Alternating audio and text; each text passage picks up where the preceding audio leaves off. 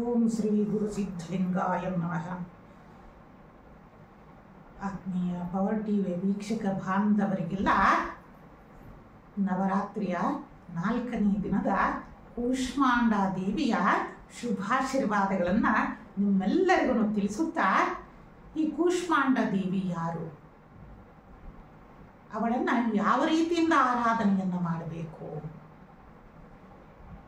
ಆರಾಧನೆಯಿಂದ ಮಾನವರಿಗೆಲ್ಲ ಯಾವ ರೀತಿಯಿಂದ ಪ್ರಯೋಜನಗಳು ಉಂಟಾಗ್ತವೆ, ಬನ್ನಿ ವೀಕ್ಷಕರೇ ಎಲ್ಲವನ್ನ ವಿಸ್ತಾರವಾಗಿ ತಿಳಿಯೋಣ. ಕೂಷ್ಮಾಂಡ ಅಂದರೆ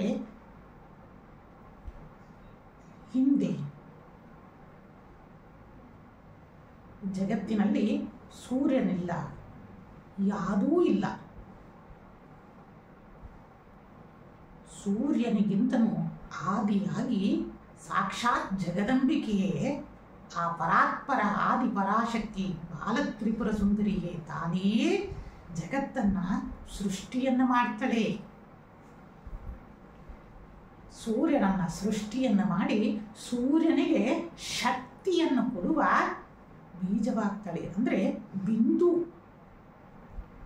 ಅಂದ್ರೆ ವೃತ್ತಾಕಾರದಲ್ಲಿ ಕೂಷ್ಮಾಂಡ ಅಂದ್ರೆ ಬಂಗಾರ ವರ್ಣದ ಅಂಡದ ರೂಪ, ಅಂದ್ರೆ ವೃತ್ತಾಕಾರದಲ್ಲಿ. ಅಂದ್ರೆ ಸೂರ್ಯ ನಮ್ಮೆಲ್ಲರಿಗೂ ಕಾಣ್ತಾನೆ. ಆ ಕಾಣುವಂಥ ಶಕ್ತಿಯಲ್ಲಿ ಹೇಗೆ ನಮಗೆ ಬೃಹದಾಕಾರವಾದ ಒಂದು ಆಲದ ಮರ ನಮಗೆ ಕಾಣುತ್ತೆ, ನಾವು ಕಣ್ಣಲ್ಲಿ ಎಲ್ಲರೂ ನೋಡ್ತೀವಿ. ಆದರೆ ಒಂದು ಚಿಕ್ಕ ಬೀಜ ಇಡೀ ಆಲದ ಮರವನ್ನ, ವೃಕ್ಷವನ್ನ ಚಿಗುರೊಡಿಸುತ್ತೆ ಅಂತಂದ್ರೆ ಆ ಬೀಜದಲ್ಲಿ ಎಷ್ಟು ಶಕ್ತಿ ಇದೆ. ಅಂತಹ ಕೂಷ್ಮಾಂಡ ಅವತಾರ ಅಮ್ಮ ತಾಯಿ ಕೂಷ್ಮಾಂಡ ದೇವಿ. ಆದ್ದರಿಂದ ನಾವು 4ನೇ ದಿನ, ಇಂದಿನ ದಿನ ಚಂದ್ರಘಂಟಾ ದೇವಿಯ ಅನುಗ್ರಹದಿಂದ ತೇಜವನ್ನ ಪಡೆಯಬೇಕು, ನಮ್ಮಲ್ಲಿರುವ ನಾನು ಎಂಬ ತತ್ವವನ್ನ ಅಳಿಸಬೇಕು ಅಂತಂದು ಕೇಳಿಕೊಂಡು ಈ ದಿನ ನಾವು ಕೂಷ್ಮಾಂಡ ಆಗ್ತಾ ಇದ್ದೀವಿ. ಅಂದ್ರೆ ಕೂಷ್ಮಾಂಡ ದೇವಿಯನ್ನು ಆರಾಧನೆಯನ್ನ ಮಾಡಿ ನೀವೇ ಕೂಷ್ಮಾಂಡ ಹಾಕ್ಬಿಡ್ಬೇಕು, ಆಗ ಮಾತ್ರ ನಮ್ಮ ಪೂಜಾ ಫಲಗಳು ಫಲ ಸಿಗ್ತವೆ ವೀಕ್ಷಕರೇ. ಅಂದ್ರೆ ನಮ್ಮಲ್ಲಿರುವ ಅಂಧಕಾರವನ್ನ ತೊಲಗಿಸಬೇಕು. ಯಾರು ಸದಾ ಅನಾರೋಗ್ಯದಲ್ಲಿ ನರಳ್ತಾ ಇರ್ತೀರ ವೀಕ್ಷಕರೇ, ಈ ಅಮಾವಾಸ್ಯೆ ಪೌರ್ಣಿಮೆ ಅನೇಕ ಕಾಲದಲ್ಲೂ ಸದಾ ಹಾಸ್ಪಿಟ್ಲಿಗೆ ಹೋಗಿ ಬರ್ತಾನೆ ಇರ್ತೀರ, ಅಂಥವರೆಲ್ಲ ಈ ದಿನ ಏನು ಮಾಡಬೇಕಪ್ಪ ಅಂತಂದ್ರೆ ಕಡ್ಡಾಯವಾಗಿ ನೀವು ಕೂಷ್ಮಾಂಡ ದೇವಿಯ ಆರಾಧನೆಯನ್ನ ಮಾಡಿ ನೋಡಿ, ನಿಮ್ಮಲ್ಲೇ ಎಷ್ಟು ಬದಲಾವಣೆಗಳು ಉಂಟಾಗ್ತವೆ ಅಂತಂದು ನೀವೇ ಗಮನಿಸಿಕೊಳ್ತೀರಾ ವೀಕ್ಷಕರೇ. ಈ ದಿನ ಕೂಷ್ಮಾಂಡ ತಾಯಿ ಬಂಗಾರ ವರ್ಣದಾಗಿರ್ತಾಳೆ. ಅಂತಹ ಸೂರ್ಯನಿಗೆ ಪ್ರಭೆಯನ್ನ ಶಕ್ತಿಯನ್ನ ನೀಡೋಳು, ಇಡೀ ಜಗತ್ತಿಗೆ ನಲ್ಲಿರುವ ಅಂಧಕಾರವನ್ನೆಲ್ಲ ತೊಲಗಿಸ್ತಾಳೆ. ನೋಡಿ, ಅನಂತ ಕೋಟಿ ಬ್ರಹ್ಮಾಂಡ ನಾಯಕಿ ಅವಳು.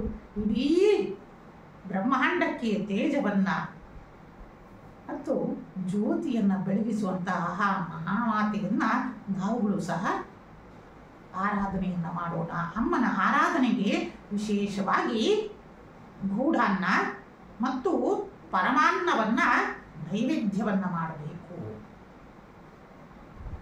ನಂತರ ಅಮ್ಮನಿಗೆ ಬಂಗಾರ ವರ್ಣದ ವಸ್ತ್ರವನ್ನ ಮತ್ತು ಸಾಧಕಿಯರು ಸಹ ಬಂಗಾರದ ವರ್ಣದ ವಸ್ತ್ರಗಳನ್ನ ಧರಿಸಬೇಕು. ನಂತರ ಅಮ್ಮನ ಅರ್ಚನೆಗೆ ವಿಶೇಷವಾಗಿ ಬಿಲ್ವ ಪತ್ರೆಯನ್ನ ಬಳಸಿ. ಓಂ ಹ್ರೀಂ ಕೂಷ್ಮಾಂಡಾಯೇ ನಮಃ, ಓಂ ಹ್ರೀಂ ಕೂಷ್ಮಾಂಡಾಯೇ ನಮಃ, ಓಂ ಹ್ರೀಂ ಕೂಷ್ಮಾಂಡಾಯೇ ನಮಃ ಈ ಮಹಾಮಂತ್ರವನ್ನ ಜಪಿಸಬೇಕು.